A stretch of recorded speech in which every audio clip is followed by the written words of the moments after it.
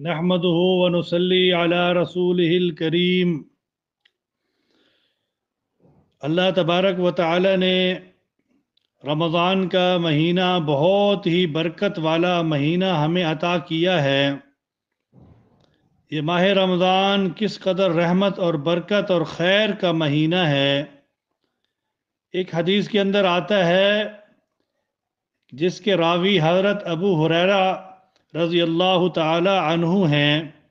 वो फरमाते हैं कि रसूलुल्लाह सल्लल्लाहु अलैहि वसल्लम ने फरमाया कि जब रमज़ान का महीना शुरू होता है तो आसमान के दरवाज़े खोले जाते हैं और दोज़ख के दरवाज़े बंद कर दिए जाते हैं।